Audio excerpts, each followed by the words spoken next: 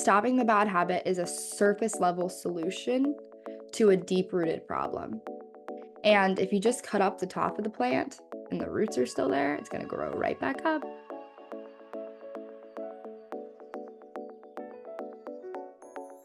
Welcome back to another episode of Initial Impressions. My name is Kayli Pommering and I'll be your host today. 2025. Wow, can you guys really believe that is 2025 right now? I'm absolutely shook. I remember putting out my first episode near the beginning of 2023 in April. And man, it's almost been 2 full years since I started this show. For those of you who have been with me, truly, thank you so much.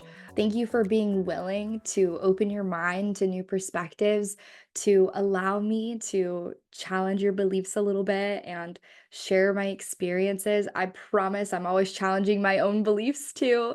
That's why the podcast is called Initial Impressions, because it's my initial perspective on these things that I'm learning about. And as always, this is about my experience, and I sometimes I share other people's experiences too that I hear about or that they share with me.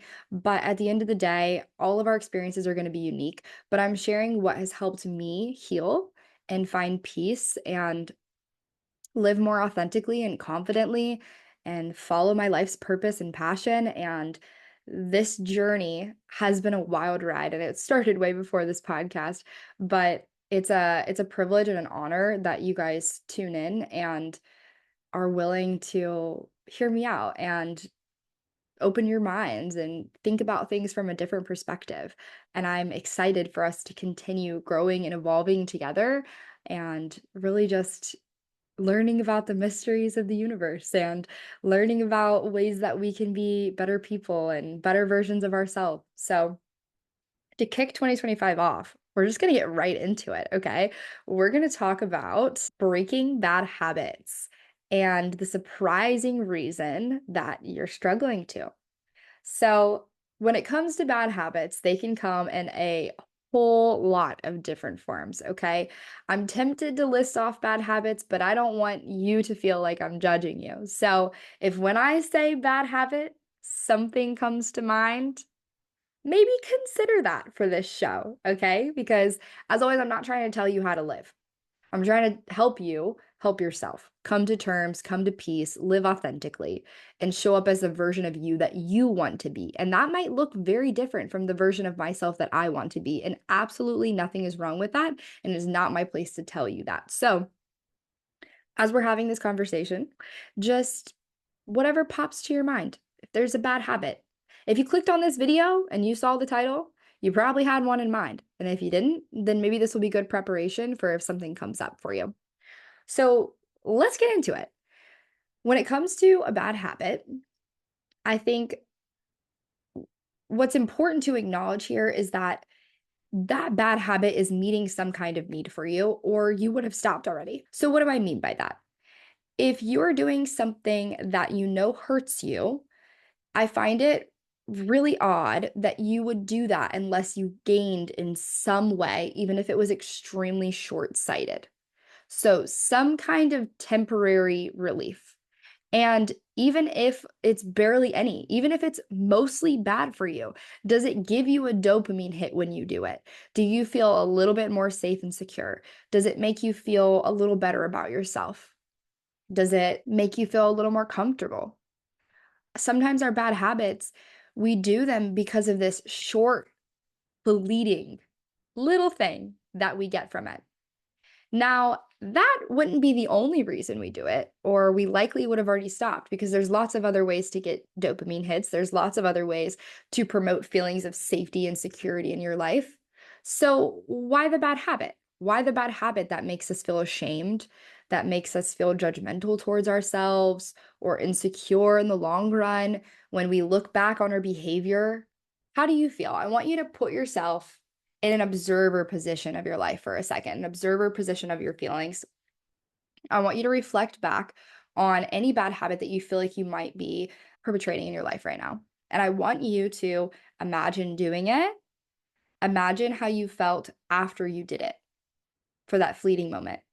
And now I want you to think back on that behavior and how do you feel about it now? How do you feel about that action that you decided to take that you have deemed a bad habit? Do you feel guilty? Do you feel exposed? Do you feel ashamed? Do you feel afraid? Challenge yourself to actually sit in the feeling. This isn't about making yourself feel bad. I don't want you to think that punishing yourself is going to get you the results you want because it's actually not. In fact, punishing yourself is probably why you're doing it. So we like to think that it was the habit that happened first and then the shame that came after. But usually it's the other way around. And the shame was first. And we sought the bad habit because we didn't know what to do with the shame. And when we found the bad habit, it gave us a temporary, very short, maybe some other habits that last a little longer, probably just depends on what the habit is. It gives you that feeling of relief. Maybe you don't care for a second. Maybe it makes you feel a little bit better about yourself for a moment. Whatever it may be, maybe it makes you feel a little more comfortable. Maybe it makes you less self-conscious. Maybe it gives you a rush of dopamine hit, a little feeling of excitement. But you chased that short, fleeting feeling because the shame, the guilt, the judgment, it was already there. So why was it already there? Why did we already have shame, guilt, judgment, XYZ, whatever it looks like for you? Why did we have that before the habit? Now we're really getting to the nitty-gritty, right? Because we think that all the work is in getting ourselves to stop doing something, but really the work is figuring out what unmet need do we have that we've been trying to use this bad habit to fulfill. You're going to spend so much energy and time trying to force yourself to stop something just for the sake of stopping it. And odds are, when people usually do that and they don't get to the real root of the problem, when they don't find that real unmet need there, they actually end up just like filling in another bad habit like right after. They will find something else to give them that temporary feeling of relief. So it's time to figure out what we're avoiding. What is it that we're running from? What is this giving us a temporary release from? And if it's shame, then okay, let's talk about shame. Let's talk about judgment. Why do we have a habit of shaming and judging ourselves? Think about when you've made the most growth in your life, and it's typically where you followed your excitement, where you didn't doubt yourself and you put your heart into it.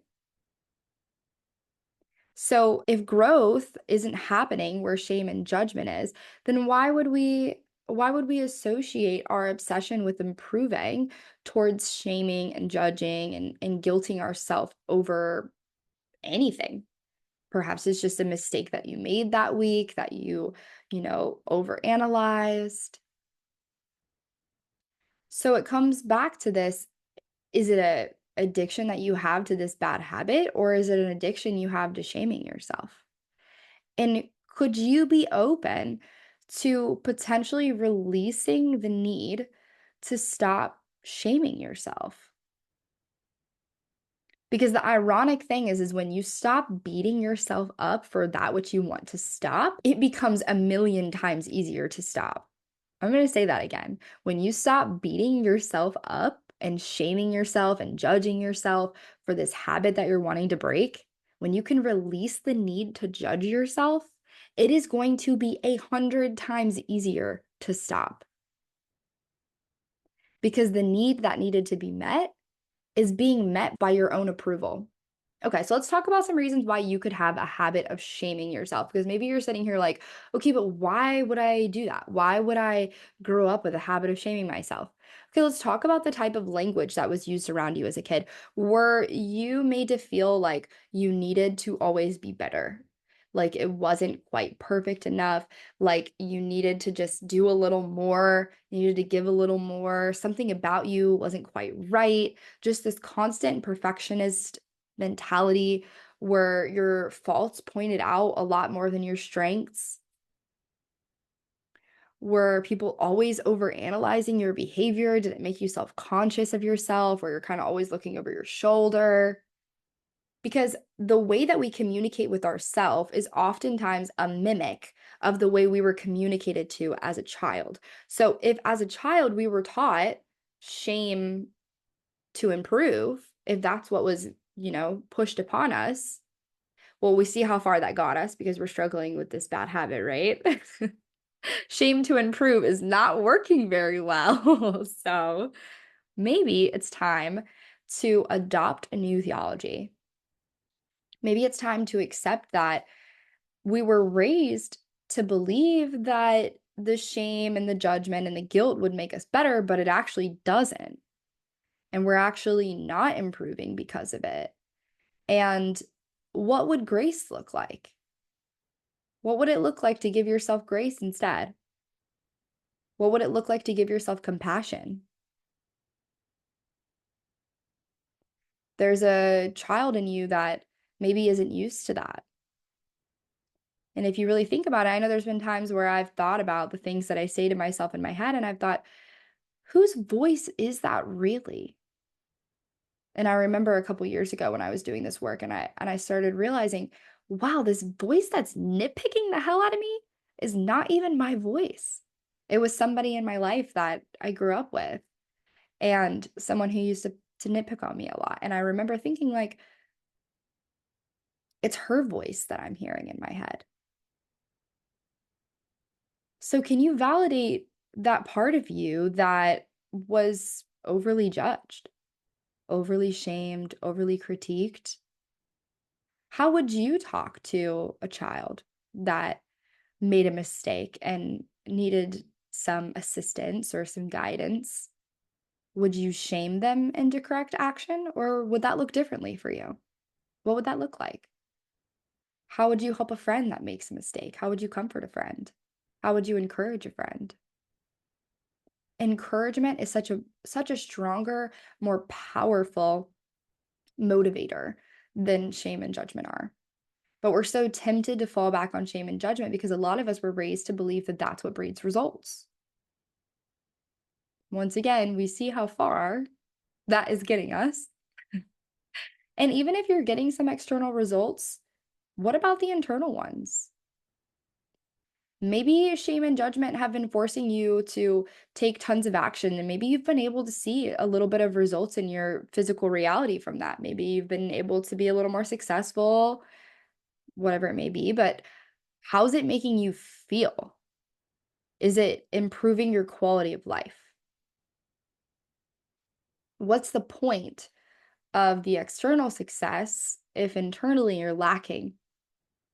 So it's crazy. We try to come up with all these plans, how we're going to stop, but if that need's not met, it's not going to work.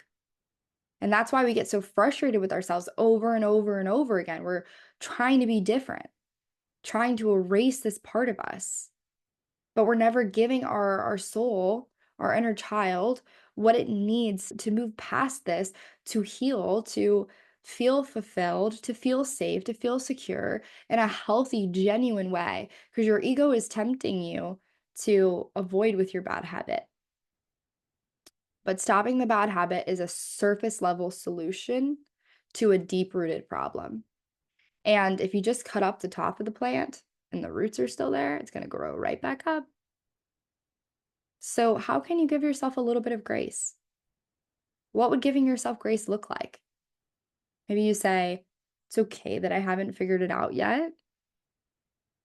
I don't have to be perfect tomorrow. I want to stop this bad habit because I love and I care about myself. I care about my reputation. I care about my body. I care about my identity. I care about my integrity. I value who I am as a person. I don't have to be ashamed of myself. No one's perfect. Neither am I. I don't need to be perfect to have connection. I don't need to be perfect to experience love. I don't need to be perfect to experience growth and expansion. So if these things are true, then I don't need to shame myself. And if you can just let the resistance the resistance of the shame, of the judgment, if you can let that wash away, it's going to be so much easier for you to not only stop the bad habit, but step into a good one. A habit of meeting your own emotional needs, a habit of facing the discomfort and asking what it needs from you. Now, I know all of this can sound easier said than done. I know that facing these really strong emotions, I know that this can be easier said than done. I know that facing these emotions can be really difficult. I know that figuring out what the unmet need is sometimes can be really hard. I like to think about their opposites sometimes. So if I'm experiencing shame, what's the opposite of shame? And if whatever comes to mind for you, then I usually tend to think, okay, well, that seems to be what I'm lacking, what I'm missing. So maybe that could help. But this type of self-inquiry and this type of self-reflection, it can be challenging to do on your own. And that's why I started coaching, because I want to help facilitate these conversations for people where they can have these candid, emotional conversations with themselves. Me coaching you is not about me telling you how to live. Me coaching you is helping you to better understand yourself so you can show up as the version of you that you want to be, so you can meet your own needs. So this is an insight into what some of that process can look like. But I just wanted with this episode to remind you that you can't change, or rather, it would take forever to change your internal world from the external. But it's way more efficient and fulfilling and effective for you to change your external world by changing your internal world. And that is when really just becoming your best friend, your teammate, your supporter, where you can really just channel that energy of providing for yourself, taking care of yourself, where you can let other people off the hook. And you can step into this confidence and trust with yourself. It feels so good to have it. It feels so good to experience that level of connection. And it really unlocks something. And after spinning your wheels for a really long time trying to stop a bad habit, the relief of not even really being that tempted by the habit anymore because you met the emotional need, I mean, it is like a weight falls off your shoulders. So I hope this episode was helpful. I hope that this starts to get you thinking a little bit differently, challenging these negative emotions, challenging your tendencies, really just starting by being an observer and asking why more often is going to unlock more than you can even imagine, and toning down the judgment in your head if you can, reminding yourself that you don't have to be ashamed by your imperfections. No one is perfect.